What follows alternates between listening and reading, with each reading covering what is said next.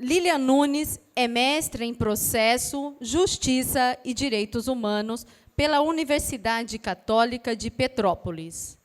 Pós-graduada em Direito Civil, Processual Civil e Empresarial pela Universidade Veiga de Almeida. Ex-consultora jurídica do Centro Especial de Orientação à Mulher da Prefeitura Municipal de São Gonçalo. Ex-diretora do Departamento de Promoção da Dignidade da Mulher e ex-diretora do Departamento de Equilíbrio, Trabalho e Família. Ambos do Ministério da Mulher, da Família e dos Direitos Humanos. O tema da sua palestra será o papel da família na educação. Por favor, Lilian Nunes, seja muito bem-vinda.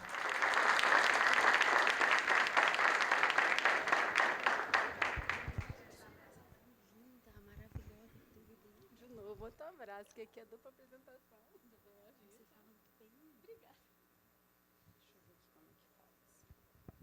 Boa tarde, tudo bem com vocês? Gente, alegria, tem que ter alegria, né, para estar já nessa reta final de seminário, de evento.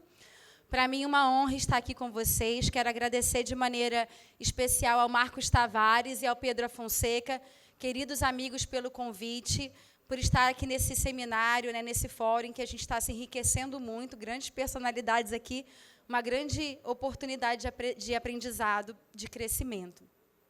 E a gente está falando, né, nesse seminário, ao longo desse seminário, sobre segurança e educação, e coube a mim, né, falar um pouco sobre o papel da família na educação. Mas eu vou um pouquinho além, se você me permitir, Pedro Afonseca, Marcos Tavares. Eu vou fazer também um paralelo sobre o papel da família na educação e como isso tem impacto também nas questões que envolvem a segurança pública. Quero saudar o professor Malheiros, querido, também que é professor lá do Porto Real, onde meu filho estuda. Na verdade, eu aprendo muito com o professor Malheiros, referência no Brasil. Então, acredito, professor, que essa palestra vai complementar em algo, né, aquilo que o senhor já trouxe, com bases muito sólidas a respeito da família. Então, o papel da família na educação. Por que a família é importante para a pessoa? Eu confesso, eu preciso estar aqui no palco, só para saber por conta da imagem. Preciso estar? Não, posso ficar aqui embaixo? Eu agradeço, eu não gosto de ficar no palco, não. Vou ficar por aqui, tá? Por que a família é importante para a pessoa? Por que será que a família é importante para nós? Então, vamos lá. Porque ela é o ambiente natural para o pleno e harmonioso desenvolvimento de cada um de nós como pessoas.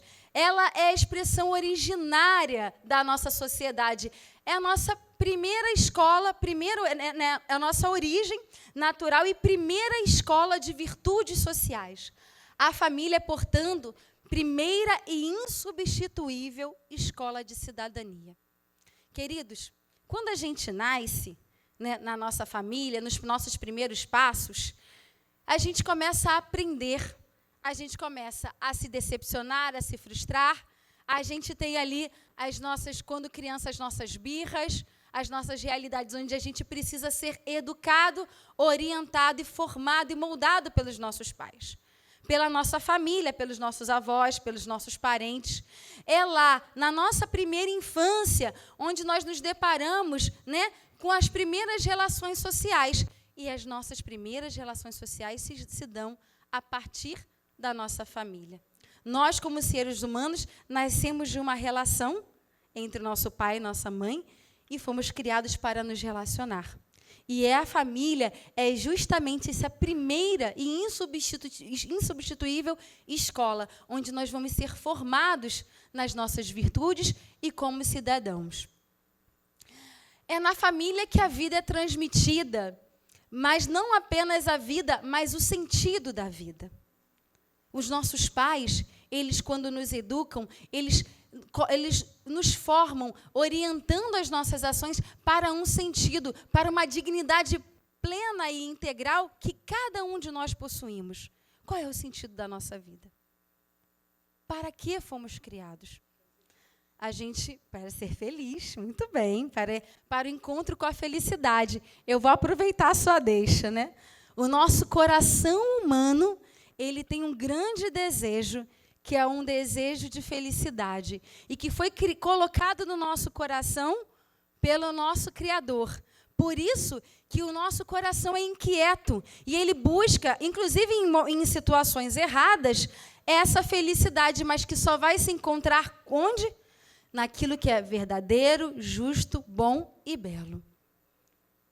É esse o verdadeiro sentido do coração humano, da vida humana, e essa escola de bondade, verdade, justiça, ela tem a sua origem principal na família, onde a gente aprende os nossos principais valores. Então, a família, ela vai orientar a nossa conduta para perceber a dignidade da nossa existência. Ou seja, você não está nesse mundo por acaso. Você tem um propósito, um sentido, né, de um dom de si para o outro. E essa vivência do dom de si para o outro, do encontrar a felicidade, e a felicidade, como é seu nome?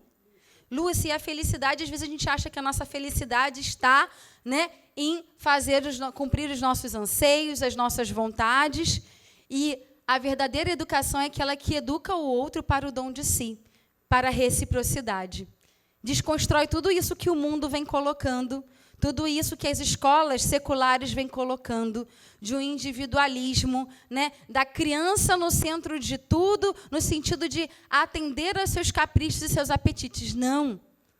Você foi criado de uma relação de dom e de reciprocidade, e cuja o sentido da sua existência está no dom de si para o outro.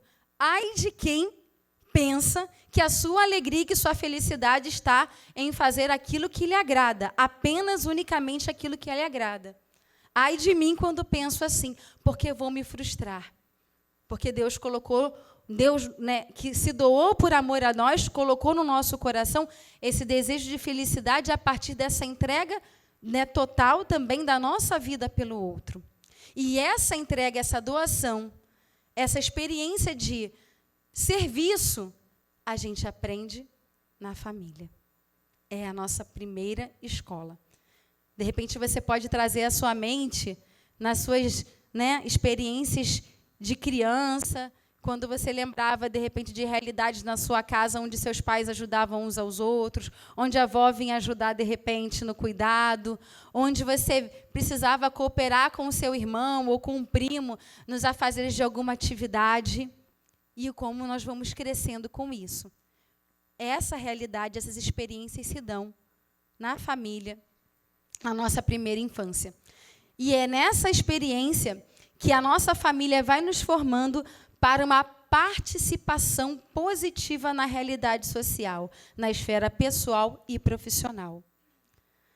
Uma vez que nós compreendemos como viver, sabemos lidar com nossas emoções, e o maior aprendizado é dentro de casa, onde a gente pode ser a gente mesmo. Em casa não tem máscara, não tem nada, a gente é a gente de verdade. Não dá para enganar, né? Me esqueci seu nome agora. A Maria do Rosário, pronto. A Maria do Rosário está aqui, eu estou assim, tentando lembrar o nome dela. A Maria do Rosário está balançando a cabeça. Gente, quando a gente chega em casa, a gente é a gente de verdade. Que bom, é para ser assim, né? Então, lá, as pessoas conhecem os nossos defeitos, as nossas falhas, as nossas inquietações, porque a gente está em família. E é lá o local onde nós somos também formados e ajudados a sermos melhores. E se a gente é potencializado na família, não tenha dúvida que nós seremos um cidadão que vai saber se relacionar melhor, se projetar melhor como pessoa e se projetar melhor na sua vida profissional. E aí, esse papel da família é insubstituível, porque é um desígnio que veio de uma ordem natural. Inclusive, eu já até antecipando um pouco da palestra, a família é esse ambiente natural e é um direito natural de cada um de nós sermos criados numa família, que só cabe ao Estado reconhecer o direito da família.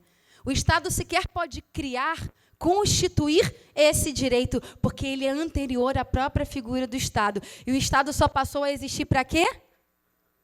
para proteger, para salvaguardar e garantir esse basilar direito que é inerente e natural de cada um de nós, seres humanos. O ser humano foi criado em uma relação de amor, aí eu já vou para a relação da Trindade, né? Para quem acredita e tem fé, e foi criado nessa relação de amor, sonhado nessa relação de amor, para se relacionar no dom de si para o outro, para amar o outro. Esse é o sentido do coração humano. E essa entrega, essa doação e essa compreensão de qual é o seu papel no mundo faz com que possamos viver melhor todas as nossas relações sociais, entendendo a dignidade do qual fomos criados. E esse reconhecimento da dignidade é a família que nos ensina a ter. Então, nós já entendemos que a família ela é muito importante para a pessoa. A família é um recurso para a pessoa. Mas a família, ela também é muito importante para a sociedade. Por que ela é importante para a sociedade? Porque podemos dizer que a família é um recurso para a sociedade. Porque, como bem falado, ela é um bem comum. A família é considerada um bem comum para todos. A sua família é um bem para toda a humanidade. A minha família é um bem para toda a humanidade. Bem esse insubstituível e indispensável para a sociedade. Por quê? Porque da família vão nascer todas as relações. E na família essas relações vão se apoiar. Ou seja, as primeiras relações, a gente vai traçar com os nossos pais na família, como foi falado. Mas todas as outras relações sociais, elas só vão se potencializar, elas só vão prosperar, elas só vão ser sólidas, elas só vão ser consistentes se nós tivermos a primeira de todas as relações, né, a mais importante de todas, que é a família, né, estruturada e consistente. Todas as outras, a sua relação no seu trabalho, a sua relação com todas as outras esferas da sociedade, elas vão se apoiar nas relações que você trava dentro da sua família, na sua formação, nos seus afetos, nas suas emoções, na sua construção, né, no seu caminho de construção como pessoa da sua identidade. A família ela é um recurso para a sociedade também por quê? Porque ela vai facilitar respostas a problemas e necessidades dos cotidianos de seus membros. E imaginem vocês, né? Se a família não estiver funcionando bem, imagine uma família que não funciona bem. Ou seja, uma família que está disfuncional, desestruturada. O cuidado da criança vai depender o quê? Do Estado. O cuidado do idoso vai depender do Estado. Imagina a atenção, de repente, o acompanhamento de um adolescente em situações de conflito. Imagina tudo isso sendo delegado para a sociedade e para o Estado. O que vai ser? Nós vamos naufragar. É o fim, vai ser o caos. Por quê? Porque só dentro da família, nós encontramos as respostas a essas necessidades, a esses conflitos, a esses desafios próprios do nosso coração humano no cotidiano. O papel do pai e da mãe é insubstituível. Assim como o papel dos filhos, que têm o dever de cuidar dos pais, como está no 229 da Constituição, né, doutor Carlos? É também, né, insubstituível. E hoje nós estamos institucionalizando todas as coisas. E quando isso acontece, é o caos, na verdade, é o fracasso da humanidade. Porque a família, ela é realmente a instituição que tem a resposta a esses problemas e consegue atender essas necessidades. Então, a família é um recurso sem qual a sociedade, como ela está atualmente, né, ela entraria num colapso, como eu falei, caso fosse obrigada a assumir tarefas que são desempenhadas de melhor forma e melhor custo, né, e do melhor forma e com menor custo por ela. Imagina o custo, né, de se contratar várias pessoas para trocar fraldas dos bebês se eles não tiverem pai e mãe para trocar. Imagina. E será que essas pessoas contratadas fariam com o mesmo afeto, com o mesmo amor que os pais fazem com seus filhos? Não fazem.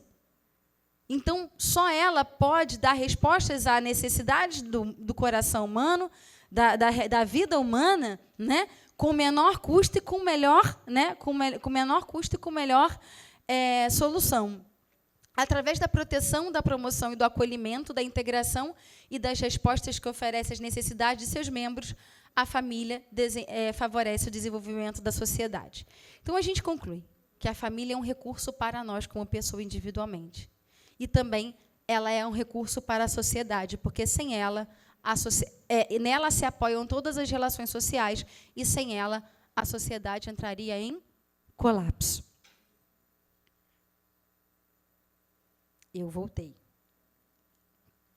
Tudo que eu disse para vocês sobre a importância da família é reconhecido em inúmeros tratados internacionais de direitos humanos, que reconhecem o papel da família como base e fundamento para a formação da pessoa humana, e também, né, em especial, das crianças e dos adolescentes.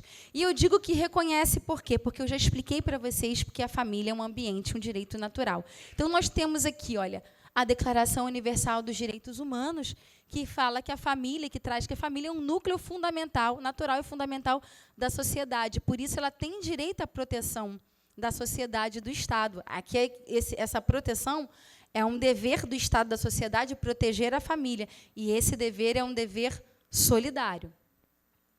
Aqui nós temos o Pacto de São José da Costa Rica também, olha, que fala que toda criança terá direito a medidas de proteção que a sua condição de menor requer, por parte da sua família, da sociedade e do Estado. Então, essa medida de proteção, esse cuidado, é dever solidário de todos, mas principalmente da família. Também a Convenção dos Direitos da Criança, um outro tratado internacional muito importante, né, vai dizer que a família ela é um grupo fundamental da sociedade, é ambiente natural para o crescimento e bem-estar de todos os seus membros, e, em particular, das crianças, né? Deve receber a proteção e assistência necessárias, a fim de poder assumir plenamente suas responsabilidades dentro da comunidade. Aí vamos dar uma pausa aqui. Então, nós compreendemos que existe uma responsabilidade solidária do Estado e da sociedade proteger a família, porque a família é um direito natural que é reconhecido nos tratados internacionais de direitos humanos. Ok. E quando se trata de criança e adolescente, esses tratados dizem, né, que é um direito natural da criança ser cuidada, né, e ter toda a proteção necessária por parte da família primeiro, do Estado e da sociedade. Também existe uma responsabilidade solidária da família, do Estado e da sociedade sobre o crescimento, o cuidado e a proteção dos direitos da criança e do adolescente. Mas olha que espetacular a convenção. Ela diz o quê? Que a família ela deve receber a proteção e assistência necessária para que ela possa assumir plenamente suas responsabilidades dentro da comunidade. Então, o Estado ele não pode substituir o papel da família, porque esse papel, como a gente já entendeu, ele é insubstituível. Ou seja, toda a atuação do Estado precisa ser subsidiária à atuação e o protagonismo da família. E, por isso, as políticas públicas executivas e legislativas, elas devem ser um apoio, elas devem ser uma ferramenta, elas devem ser um auxílio para que a família funcione bem, e não para assumir o papel que é próprio da família. E por isso, eu tenho 10 minutos, Jesus, vamos lá. E por isso que é muito apropriado esse tratado internacional quando ele fala desse apoio, desse suporte para que a família possa conseguir assumir as suas responsabilidades, para que ela possa assumir o seu protagonismo e não inverter os papéis de uma institucionalização, de uma retirada dos deveres da família para que outras instituições assumam isso, porque isso não é benéfico para a criança, para o adolescente, não é benéfico para os membros da família. Eles têm o direito de ser criados nesse ambiente natural de bem-estar. Também a mesma convenção vai dizer que a criança, para o pleno e harmonioso desenvolvimento de sua personalidade, ela deve crescer no seio da família, em um ambiente de felicidade, amor e compreensão. É a Convenção sobre os Direitos da Criança, Convenção Internacional sobre os Direitos da Criança, assinada pelo Brasil signatário e foi internalizado no nosso país em 1990, por meio do decreto legislativo. Tá bom? Todo tratado internacional, para que ele possa ter força no nosso país, né? Ele precisa ser não só assinado e ratificado pelo país, mas ele precisa ser também validado pelo Congresso Nacional, onde, por meio de decreto legislativo, essa norma jurídica vai fazer parte também das nossas regras. Ela vai ser internalizada e vai valer, vai ter força também de lei no nosso país. Tá certo? E tudo isso que eu trouxe aqui para vocês também está previsto na nossa Constituição, sobre o dever da família, sobre os seus direitos. Mas eu vou, então, além. Quando nós falamos, então, da responsabilidade, já falei da subsidiariedade, e essa importância dos pais, desse protagonismo na criação e no cuidado dos filhos, esse protagonismo dos filhos no cuidado dos pais idosos, e essa interação da família como algo que realmente é o caminho mais seguro, né, pleno para o desenvolvimento da criança e da pessoa, nós precisamos tratar também sobre a importância dessa educação familiar se estender ao acompanhamento pedagógico da criança. Ou seja, a educação dentro de casa ela é fundamental. E se uma família funciona bem e pratica bem as suas habilidades parentais dentro de casa, normalmente vai ser uma família que acompanha de maneira adequada o desempenho acadêmico, o desempenho pedagógico de seus filhos. E por isso eu trouxe um estudo para vocês falando que olha os efeitos do bom envolvimento dos pais, né, no desenvolvimento escolar dos seus filhos na escola, quais são os impactos positivos que isso pode trazer. Então, a gente percebe que quando os pais se envolvem, para crianças e adolescentes, eles vão apresentar melhores desempenhos escolares com base nas notas. Eles vão possuir maior acesso ao ensino superior. Então, aqueles que os pais acompanham seu desempenho têm maiores chances de ingressar no ensino superior, né? Eles se sentem mais reconhecidos pelos colegas e pelos professores. Então, eles se sentem, ou seja, mais firmes, eles se sentem mais inteiros. Suas emoções estão mais plenas para se colocar nesse espaço que é a escola, já que eles têm, né, esse apoio de uma interação família-escola. Eles frequentam as aulas regularmente, porque se os pais acompanham, os pais não vão deixar o filho faltar por nada, né? Por uma dorzinha no pé, ou porque está chateado, ou porque não dormiu bem, né? Não, só vai faltar por motivo grave mesmo. Faltam com menor frequência à escola, desenvolvem mais habilidades sociais. Por quê? Porque a família está inteirada com a comunidade que é a escola. E muitas vezes os pais eles não têm todas as habilidades e competências para que esse processo de formação da criança seja integral. Por isso que a escola vem com a parte pedagógica, os pais com a formação com a educação em casa, mas a escola com a formação pedagógica. Por quê? Para formar esse ser humano por inteiro. E é fundamental que essa formação seja dialogada, que os pais tenham oportunidade de interagir com a escola e apresentar os seus posicionamentos, contribuir para a melhoria. Também, como se diz, parabenizar, como eu posso, assim, parabenizar, reconhecer positivamente estratégias de educação da escola que estejam fazendo com que o seu filho potencialize seus estudos. Ou seja, se não houver uma interação entre família e escola adequada, esse ensino ele vai acontecer de forma dissociada do ensino de casa. Ou, às vezes, o ensino de casa, que também pode estar desvirtuado, vai acontecer de maneira dissociada do ensino da escola. E eu digo isso porque o Rio de Janeiro ele não é o mundo, não é o país das maravilhas. Existem situações muito sofridas em que as crianças elas são melhores cuidadas nas escolas do que em casa. E aí eu estou trazendo uma realidade muito complexa e que, às vezes, muitos de nós não conhecemos. Filhos de mães usuárias de drogas, usuários de crack, filhos de traficantes, e que eles só vão ter refeição quando chegam na escola pública. Eles só vão ter atenção, carinho, quando eles chegam numa escola pública pelo professor, porque em casa ele não recebe a devida atenção, o devido cuidado. Então, queridos, nós temos uma realidade muito desafiadora em que é necessário trazer de novo o protagonismo para a família, e é importante que família e escola caminhem juntas nesse envolvimento para o pleno desenvolvimento da criança. Então, o último ponto é porque essas crianças vão apresentar comportamentos mais adequados às situações e se adaptam melhor à escola. E por que eu já tenho, meu tempo está acabando? Por que da importância? Qual é o impacto de uma família que funciona bem, que forma bem os seus filhos, que educa os seus filhos, que acompanha o seu desenvolvimento pedagógico, né? De uma família que está preocupada com a saúde mental dos seus membros?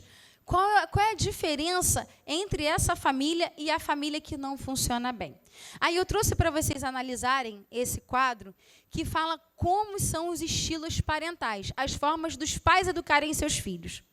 Eu vou subir aqui um pouquinho. Então, a gente tem aqui, olha, o estilo parental autoritário. É o estilo parental em que o pai exige muito, né, tem muita exigência, e ele atende pouco às demandas dos filhos. Então, é aquele estilo que só exige, é só tipo militar, né? É só exigência, nenhuma relação, nenhum afeto, nenhuma compreensão.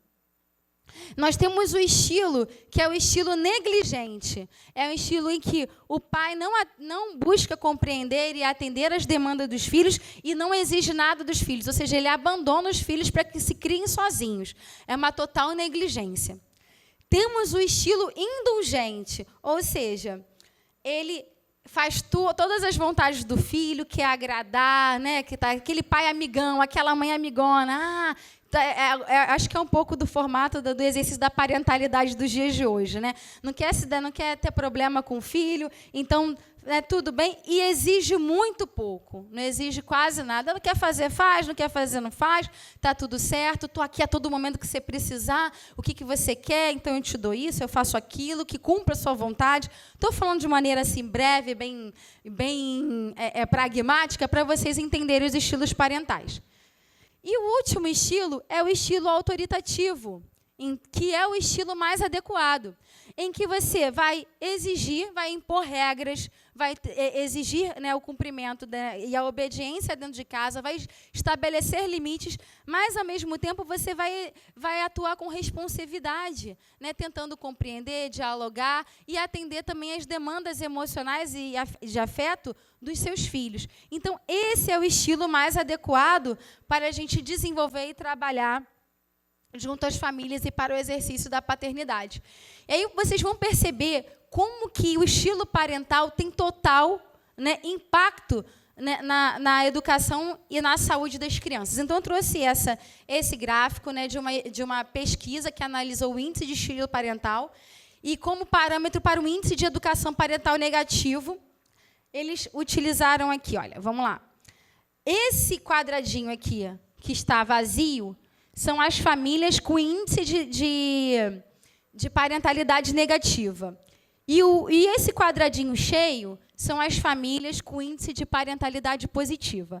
Então, olha só, com relação às famílias que exercem sua parentalidade de maneira negativa, nós temos um índice de 62,50% de depressão em crianças. Naquelas em que exercem o estilo parental negativo, 100% de estresse em crianças e adolescentes, em crianças, na verdade. E 25% de estresse naqueles que exercem estilo parental positivo. E aqui nós temos, né, com relação... aí aqui já é, na verdade, a média de todos eles. O que se conclui dessa análise? Que o estilo parental positivo ele vai proteger e vai promover a saúde mental em crianças. Ele vai favorecer ao bom desempenho, ao bom desenvolvimento dessa criança. Na medida em que o estilo parental negativo, que é aquele negligente, que tudo se pode, ou então aquele que atende a todas as demandas, ele pode gerar, né? Ele é um fator de geração de estresse e depressão em crianças. E aí eu vou passar aqui um pouquinho, vou avançar por conta do tempo. Esse estudo foi feito pelo Ministério da Saúde para fazer uma análise em 3 políticas públicas que se relacionam ao envolvimento de uso de drogas entre crianças e adolescentes. Nessa análise, na avaliação desses programas, o que se concluiu? Que, com relação à prevenção de uso de drogas em crianças e adolescentes, se você for direcionar uma política pública especificamente para crianças e adolescentes, ela não vai ser tão eficaz quanto a política pública que envolve a família nesse processo, nessa metodologia de prevenção. Ou seja, a política pública preventiva que envolve a família tem impacto 9 vezes maior do que qualquer outra política direcionada diretamente à criança e adolescente para prevenir o uso de álcool e drogas. Por quê? Porque nós precisamos entender que muitas dessas realidades também estão relacionadas a como os pais educam seus filhos. E, por isso, a relação entre família, educação e segurança pública. Por quê? Porque se a família funciona bem, essa criança, esse adolescente vai, né, se desenvolver de maneira segura, livre, né, das ofertas do uso de álcool, do uso de drogas. E, ao mesmo tempo, se essa criança não se envolve com o uso de drogas, de álcool, é muito mais difícil que ela entre para a vida do crime. Então, não só a segurança dessa criança e o seu bem-estar, mas a segurança também da sociedade, porque é menos uma pessoa entrando para a delinquência, entrando para o crime. E, por isso, a relação entre família, educação e segurança faz toda a diferença e a política pública precisa analisar isso. Um outro estudo muito interessante feito com estudantes do 7º e 8º ano em 6 cidades brasileiras. Esse estudo ele foi analisar qual é o padrão do estilo parental com o uso de drogas na adolescência. O que ele identificou? Ele identificou que diferentes padrões no uso de drogas na adolescência e determinou a associação dos estilos parentais e outros fatores sociodemográficos. Qual foi o resultado? Os resultados sugerem que as atividades para desenvolver habilidades parentais devem ser incluídas em programas escolares voltadas à prevenção do uso de drogas entre adolescentes, a fim de reduzir práticas negligentes e, assim, possivelmente, reduzir o uso de drogas entre as crianças. Ou seja, esses alunos do 7º e do 8º ano, em torno de 13 a 15 anos de idade, eles possivelmente estão sendo criados por pais negligentes ou pais permissivos, o que favorece com que ele seja uma presa muito mais fácil na oferta do uso de álcool e drogas. E por isso que nesse estudo se percebeu que é necessário uma política para treinar as habilidades dos pais, ou seja, ensinar os pais a como lidar com os seus filhos, a como lidar com os desafios da adolescência, a como também corresponder por meio do afeto, das emoções. Essa política é muito mais eficaz para prevenir esse comportamento. Então, os pais que exigem cumprimento de regras, que estão monitorando os seus filhos constantemente, buscam saber onde eles estão, né, o que eles estão fazendo. Essas crianças elas correm menor risco de enfrentar problemas relacionados ao uso de drogas e de álcool, comparadas a outras crianças em que os pais não fazem esse monitoramento, não procuram saber, né, deixam eles conduzirem a sua vida de acordo com os seus critérios. Então, a probabilidade torna-se ainda menor quando, além de monitorar e cobrar, os pais também abrem espaço para o diálogo. Então, não adianta eu dizer que a regra é não faça isso. É importante eu dizer quais são as consequências dessa regra. Quais são os motivos para prevenir, de fato, que essas crianças e adolescentes estejam em risco. Temos aqui um outro estudo que analisa, né, a associação de fatores da iniciação sexual precoce entre adolescentes e os estilos parentais. E o que foi percebido? Né? Filhos de pais negligentes que ofertam o quê? monitoram menos a atividade dos filhos, são menos responsivos, acolhem menos suas demandas, eles têm o dobro de chances de terem praticado sexo precoce e desprotegido, né, na adolescência, na fase de 13 anos.